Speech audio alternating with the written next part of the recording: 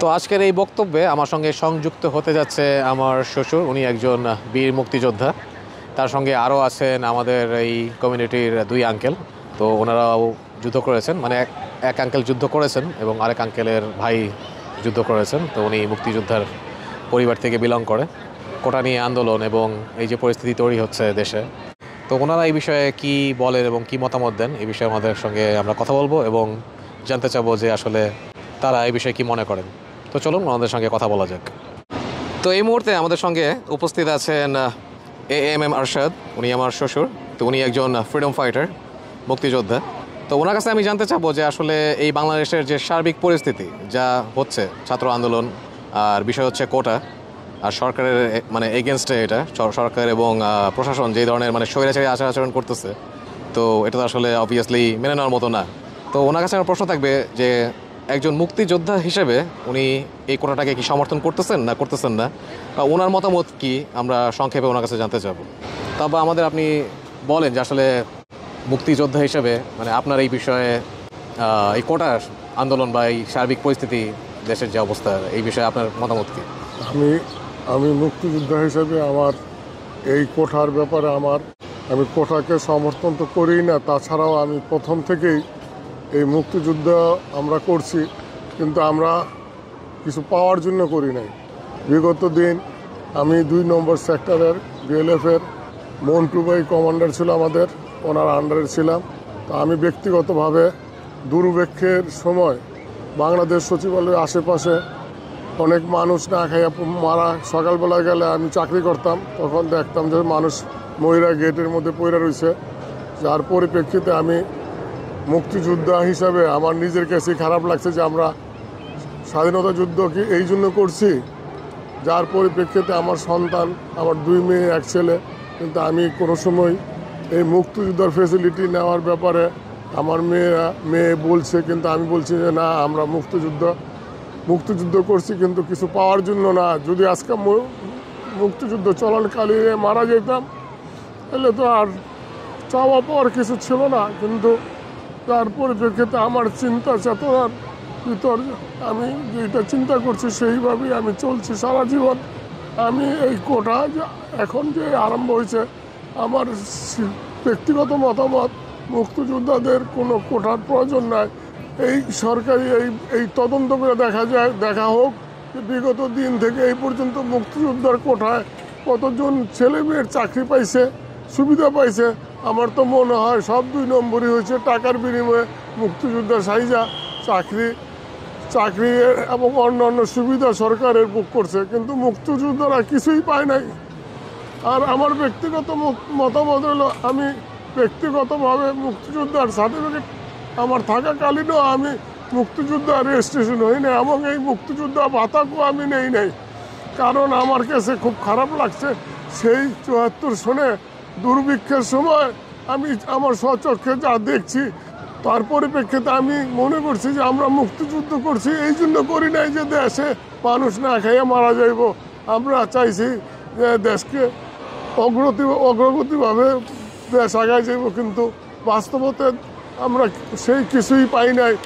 এখন আপনারা এই মুক্তিযোদ্ধা এখন যারা বলতেছে, তারা সত্যিকার অর্থে তারা মুক্তিযোদ্ধা না, মুক্তিযোদ্ধার সন্তানও না, তারা নাতিপুতিও না। তদন্তকালে সবই ধরা খাইব। কারণ হইলো সত্য কথা, আমার বয়স এখন 72 বছর। আমি বলতেছি যে মুক্তিযোদ্ধারা কিছুই পায় নাই, এবং আগামীতে মুক্তিযোদ্ধাদের সম্মান কীভাবে করবো। আমি যেমন মুক্তিযোদ্ধা সার্টিফিকেট থাকাকালীন আমি রেজিস্ট্রেশন করে সরকারের থেকে যে ভাতা আমি নেই না, এরকম অনেক মুক্তিযোদ্ধা পাবেন যারা সত্যিকার অর্থে মুক্তিযুদ্ধের আদর্শ নিয়ে যারা চলছে, তারা কোনোদিন মুক্তিযোদ্ধার সুবিধা নেওয়ার জন্য কিছু চায় নাই, এবং আল্লাহ তাআলা আমাদের যেভাবে চালাইছে তাতে আমরা সন্তুষ্ট। কিন্তু বাস্তবতা একটাই চিন্তা করছি, সারা জীবন যুদ্ধকালীন সময়ে যদি মারা যেতাম তাহলে আজকে যে কথা বলতেছি কথাটাও বলতে পারতাম না। আমার খেয়াল আছে, আমার এই কানের খান দেওয়া খুলে গেছে, কিন্তু আল্লাহ আমাকে যদি 1 ইঞ্চি দিকে দিত তাহলে আমি মারা যেতাম। কাজে আমি সেই সব চিন্তা করে চলছি, কোনো অবস্থাকে নিজেকে বিকিয়ে দেই নাই।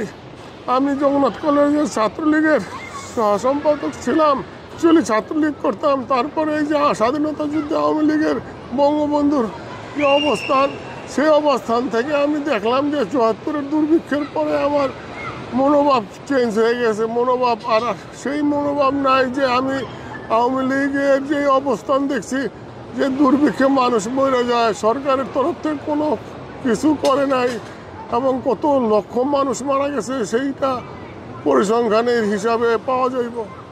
আমি আর কি বলবো, আমি তো এই কোঠাকে আমি সমর্থন করি না। এই কোঠা বাংলাদেশের জন্য শুভকর না, এটা সুবিধা, এটা মিথ্যা কথা কইয়া মানুষের দোকা দিয়ে এই চাকরিগুলো নিচ্ছে। আর কোঠার মুক্তিযুদ্ধের সন্তানরা কিছুই পাইতেছে না, নাতিরাও পাইব না। শুধু গভর্নমেন্ট যে 20,000 টাকা দিছে সেইখানেও দেখবেন যে সত্যিকার মুক্তিযোদ্ধা কয়জন আছে এবং সবচেয়ে বেশি ভুয়া মুক্তিযোদ্ধা সেখানে সব বেশিরভাগই ভুয়া মুক্তিযোদ্ধা, অরিজিনাল মুক্তিযোদ্ধা খুব কম আছে। বাস্তবে ইতিহাস বাংলাদেশের একদিন সত্যিকার ইতিহাস লেখা হবে, এই বলে আমি আমার বক্তব্য শেষ করলাম। তো আমাদের সঙ্গে আরেকজন আঙ্কেল সংযুক্ত হয়েছেন, তো উনি আমাদের এই কমিউনিটিতেই থাকেন। তো ওনার ভাইও একজন মুক্তিযোদ্ধা ছিলেন এবং ওনারা হচ্ছে মুক্তিযোদ্ধার পরিবার। তো আঙ্কেল, আপনার কাছে আমরা জানতে চাবো যে এই যে সার্বিক পরিস্থিতি দেশের এবং কোটা আন্দোলন হচ্ছে, ছাত্রছাত্রীরা কোটা আন্দোলন করতেছে এবং এটা সরকারের এগেনস্টে, সরকারের যে আচার আচরণ এবং প্রশাসনের যে আচার আচরণ বা সার্বিক যে পরিস্থিতি দেশের, তো এই বিষয়ে আপনি আপনার মতামতটা দিবেন। আপনার নাম বলুন। আব্দুল সোহান আমার নাম। আচ্ছা, আর আপনি কোথা থেকে বিলং করেন, মানে আপনার দেশের বাড়ি কোথায়? আমার বাড়ি লালমনিরহাট। লালমনিরহাট। তো আঙ্কেল, আপনি আপনার বক্তব্য বলতে পারেন যে আসলে আপনি কি মনে করেন এই বিষয়ে? আমার মাকে গুলি করছিল, সেই দিন আমার কাছে আমার ছোটো ভাই আমার এনডি চলে গেছে, যা মুক্তির নাম ছিল, নাম দিয়ে মুক্তি হয়েছিল। তো একজন মুক্তিযোদ্ধার ভাই হিসেবে বা একজন মুক্তিযোদ্ধার পরিবারের সদস্য হিসেবে, মানে আপনাদের মানে মেমোরি বা back in that time, like ওই সময় আপনাদের কি কি ফেস করতে হয়েছে? কোনো মানে সমস্যার মধ্যে দিয়ে যেতে হয়েছে কিনা, বা আপনার কোনো কিছু মনে পড়ে কিনা? আমার তো মনে পড়ে, যখন মুক্তিযোদ্ধা গেছি তখন যুদ্ধ চলছিল, তখন খুব সমস্যা, ভয়াবহ ছিল, বাড়ি থাকতে পারি নাই, বাড়িতে নুকি ছিল, অনেক ঝামেলা ছিল। আমার ছোটো ভাই আমার রাজ্যে আসছিলো, চলে গেছে, আবার ফির ওই ইন্ডিয়া চলে গেছে, আবার আসছে এই মাঝে মাঝে। স্বাভাবিকভাই আপনি তো যেহেতু মুক্তিযোদ্ধার পরিবার থেকে বিলং করেন বা আপনার ভাই মুক্তিযোদ্ধা ছিলেন, তো আপনার ভাই কি মুক্তিযোদ্ধার কোটার সুযোগ সুবিধা কি আপনার ভাই কখনো নিয়েছিলেন? না, করে নেয়নি কখনো নেন নাই। না। তো উনি নেন নাই কেন? মানে এর পিছনে কারণটা কি? মানে এটা কি ওনার কি মুক্তিযোদ্ধা, মানে উনি একজন মুক্তিযোদ্ধা, তার সার্টিফিকেট কি ওনার আছেন? ওরা মুক্তিযোদ্ধা ছিল, কোটা নেয়নি, পরে কোটা নিছে আর কি। আচ্ছা, তো কোটার সুযোগ সুবিধাগুলো কি ছিল? নিছে, জানি না কি নিছে, ও জানে, ভাই সবাই জানে। আচ্ছা আচ্ছা। তো কিন্তু কোটার সুযোগ সুবিধা নিলেও, হ্যাঁ, একজন মুক্তিযোদ্ধা সে কোটার সুযোগ সুবিধা নিতে পারে, কিন্তু সে নিবে, তার ছেলেমেয়েরা নিবে, সেই পর্যন্ত ঠিক আছে, কিন্তু তার নাতি নাতনিরাও নিবে। ছেলে দুইটা লেখাপড়া শিখছে, এখন কোটা পায় নাই। তো হ্যাঁ, এটাই তো আসলে হওয়া উচিত। একজন মুক্তিযোদ্ধা কোটা মুক্তিযোদ্ধাই নিবে, খুব বেশি হলে তার ছেলে মেয়ে পর্যন্ত যেতে পারে, কিন্তু তার নাতি নাতনি বা মানে আরও কেউ, আরও পরিবারের অন্য কেউ, তারা তো আসলে এই সুযোগ সুবিধা পেতে পারে না, কারণ এটা তো এইভাবে চলতে পারে না। কারণ মুক্তিযুদ্ধ হয়েছে সেটা তো 52 বছর চলে গেছে। একটা পর্যায়ে গিয়ে শুধু কোটারই ছাত্রছাত্রীরা দেখা যাবে যে ভালো মানে কলেজ বা বিশ্ববিদ্যালয়ে পড়ালেখা করতেছে এবং সরকারি চাকরি করতেছে, তাই না? এটা তো হইতে পারে না, তাই না? এটা তো লিমিট থাকা উচিত। আপনি কি মনে করেন এই বিষয়ে? আমি মনে করি আমার ভাই, আবার ভাই ছেলে আছে, তার চাকরি হোক, বেকার আছে, এখন শিক্ষিত হয়েছে, আচ্ছা, মাস্টার পাস করছে, কিন্তু চাকরি হচ্ছে না। আচ্ছা, কারণ সে কোটার সুবিধা নিচ্ছে না, এই তো। কারণ উনি একজন হয়তো ভালো ছাত্র, পাস করে বেরোচ্ছে, কিন্তু উনি হয়তো কোটার সুবিধা নিচ্ছেন না। কোটার সুবিধা যদি থাকতো তাহলে তো হয়তো এতদিনে চাকরি হয়েই যেত, তাই না? তো এই হচ্ছে বাংলাদেশের পরিস্থিতি আর কি এই মুহূর্তে। কোটার সুযোগ সুবিধা যারা নিচ্ছে তারা হয়তো সুযোগ সুবিধা পাচ্ছে, আর যারা মানে কোটার সুযোগ সুবিধা নিচ্ছে না, ভালো জব হচ্ছে না তাদের, বা ভালো কোনো পজিশনে তারা যেতে পারতেছে না। আচ্ছা আঙ্কেল, ঠিক আছে, আপনাকে অনেক ধন্যবাদ আমাদের সঙ্গে সংযুক্ত হওয়ার জন্য এবং আমাদের সঙ্গে আপনার যেই এক্সপিরিয়েন্স সেটা শেয়ার করার জন্য। তো আমাদের সঙ্গে আরও একজন আঙ্কেল যুক্ত হয়েছেন, উনি আমাদের এই কমিউনিটিতেই থাকেন। তো আঙ্কেলের কাছে আমরা জানতে চাবো যে আসলে বাংলাদেশের যে বর্তমান সার্বিক পরিস্থিতি বা কোটা নিয়ে যে আন্দোলনটা চলতেছে সরকারের এগেনস্টে, তো আঙ্কেল আপনি কি ব্যক্তিগতভাবে কি মনে করেন, বা আপনার যুদ্ধের সময় কি কি মানে এক্সপিরিয়েন্সেস ছিল, তো এই বিষয়গুলো আপনার কাছে আমরা সংক্ষেপে জানতে চাবো। আমার নাম হলো হুমায়ুন কবির ভূঁইয়া। আচ্ছা, আপনি কোন জেলা থেকে বিলং করেন? আপনার বাংলাদেশের যে দেশের বাড়ি কোথায়? বাংলাদেশে আমি ছিলাম কুমিল্লাতে, আমার হোম ডিস্ট্রিক্ট কুমিল্লা। তারপর আমি কুমিল্লা ভিক্টোরিয়া থেকে পাশ করি ইন্টারমিডিয়েট। তো এখন আঙ্কেল আপনি আমাদের সঙ্গে সংক্ষেপে শেয়ার করেন যে এই যে কোটার যে আন্দোলনটা, এই বিষয়ে আপনি কি মনে করেন? দেখেন, বড় আশা ছিল যে দেশ স্বাধীন হলে আমাদের ভাগ্যের কিছু পরিবর্তন হবে। দেশে এসে বুঝতে পারলাম যে ভাগ্যের তো পরিবর্তন হবে না, বরঞ্চ মেধার যে একটা শিক্ষা জিনিসটা, শিক্ষা ব্যবস্থাটা ধ্বংস হয়ে গেছে। ধ্বংস হয়ে গেছে কারণ আজকাল কোনো ছেলেকে যদি জিজ্ঞাসা করে how many kinds of parts of piece, সে বলতে পারবে না। কিন্তু আমাদের সময় এরকম ধরনের ছোট ছোট কবিতা বা এরকম ধরনের পড়াইতো, নাউন কাকে বলে, কত প্রাকৃতিক, নয়নে যাহা বাসে তাহাই নাউন, বারবে করে হাঁটা গোটা প্রাণাউনের বদুই কাটাও, এক বারবের দুর্গুণ, অ্যাডজেক্টিভের বহুগুণ, আগে বসে প্রিপোজিশন, সুখে দুঃখে ইন্টারজেকশন, যোগে বিয়োগে কনজাংশন। এখন একটা ছেলেকে জিজ্ঞাসা করেন কিছু বলতে পারবে না। আর একটা ছেলেকে জিজ্ঞাসা করেন যা আই ডু আমি করি, ইন্টারগ্রেটিভ সেন্টেন্সটা কী হবে, সে পারবে না। তো গ্রামারটিকে বলা আছে if the principal clause of a sentence is in the first tense, the subordinate clause must be past tense. একটা অক্সিলারি ভার্ব সামনে আসবে, ডু আই ডু, আমি কি করি।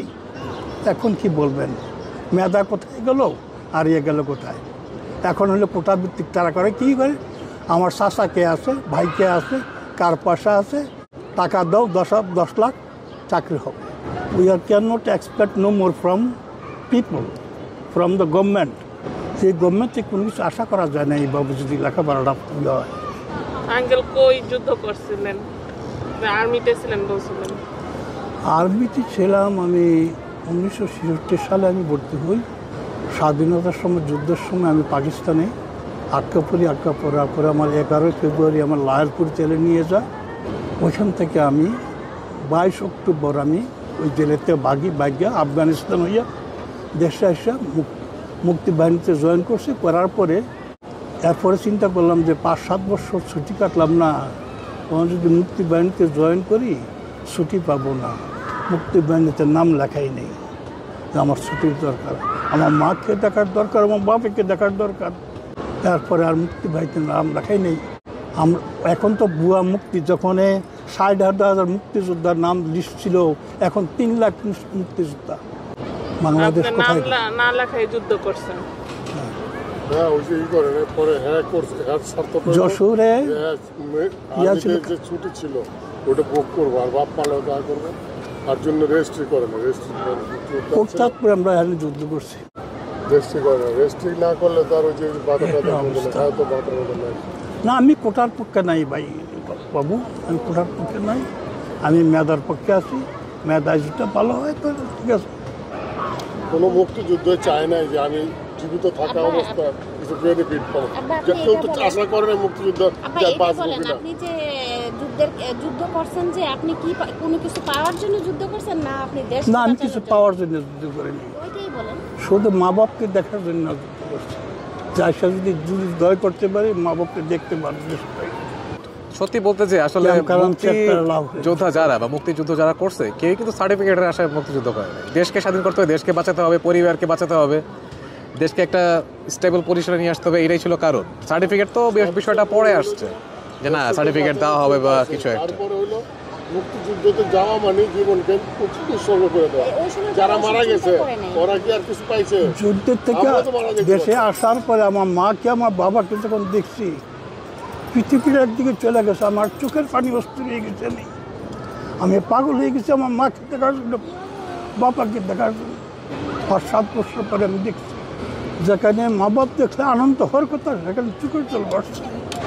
এই যে একটা ইমোশনাল পরিস্থিতি আপনারা দেখলেন যে আমার শ্বশুর যখন কথা বললো, উনিও ইমোশনে ভেঙে পড়ছে, কান্নায় জর্জরিত একটা অবস্থা। তারপরে আমাদের সঙ্গে যেই আঙ্কেল এখন সংযুক্ত হয়েছেন, উনিও মানে ইমোশনাল হয়ে গেছেন। যে এই বিষয়গুলো আসলে এটা স্বাভাবিক বিষয় না, this is really something different, মানে এটা খুবই একটা অন্যরকম একটা বিষয়। লাইক সবাই ইমোশনাল হয়ে যাচ্ছে। আর সেইখানে আমাদের কি শুনতে হইলো যে মুক্তিযোদ্ধার মানে যেই মানে সন্তানরা আছে বা নাতিরা আছে, তারা কি সব রাজাকার, এরকম একটা কথা আমরা শুনলাম। হ্যাঁ, এটা কি মানে শোনার মানে অধিকার আমরা রাখি? ওই বাংলাদেশে আমাদের ইন্ডিয়ার সাথে একটা ফাইট হয়েছিল, কাদের বাহিনীর নাম ছিল এটা, মানে মিসক্রিয়ান। তখন খড়নায় নেত্রকোনায় খড়নাই, তারপর লেঙ্গুরা, কলমাকান্দা, তারপর পাঁচগাঁও, এই সমস্ত ক্যাম্পে আমি ওয়ারলেস অপারেটর ছিলাম। আমি ওই সমস্ত জায়গাতে কমিউনিকেশন প্রোভাইড করছি। তখন ব্রিগেডিয়ার মজুমদার ছিল ইয়ার বাড়িতে ফরিদপুরে। আপনার কোনো এরকম ঘটনা মনে আছে যে এটা আপনার সবসময় মনে থাকে? মনে একটাই ছিল, বুঝছেন, ওই সময় চাকরি করছি, দেশে গণ্ডগোল হচ্ছে, আমরা তো আর দেখি নাই। যখন জিয়াউর রহমান ভাষণ দিল কালুরঘাটে, I major Zia I want to stop with Bangladesh Kalurghat বেতার কেন্দ্র, ওই ভাষণটা শুনে না চোখের পানি আসছে। আর একটা গান আসলে এক সাগর রক্তের বিনিময়, এই গানটা কে গাইছে আমি জানি না, তো জেলে শুনি আর জেলে শুনতাম কথাটা, এই গানটা শুনতাম প্রায়। এক সাগর রক্তের বিনিময় বাংলার স্বাধীনতা আনছে যারা, আমরা তোমাদের বলবো না, এই গানটা শুনতাম আমরা কাঁদতাম। মার কথা, বাপের কথা কাঁদতাম, যে আমি যে যেমন মা বাপের দেখি কিনা। আপনাদের তখন কি ওইখানে কি অত্যাচার করতো ওরা? অত্যাচার তো করছে, এটা তো বলে লাভ নাই, এগুলো বলে লাভ নাই, তখন তো অত্যাচার তারা করছে। এইভাবে চুপ করে বসে আছি, ভালো আল্লাহ আল্লাহ করে কখন নিয়ে যায়, ডাবালো নিয়ে যায় লিখা, আর সহ্য হচ্ছে না। এই দেশে যা অবস্থা দেখছি না, এই জন্য দেশ স্বাধীন হয় নাই। যে জালেমের যুগে পড়ে গেছে, এটা চাওয়াইলে মানে অভয়ারণ্য। একটা কথা কি, বাংলা ভাষা বক করে দিয়ে কোনো ভালো শব্দ লেখা যায় না। তো আঙ্কেল, আপনাকে অশেষ ধন্যবাদ আমাদের সঙ্গে সংযুক্ত হয়ে আপনার মতামতগুলো শেয়ার করার জন্য।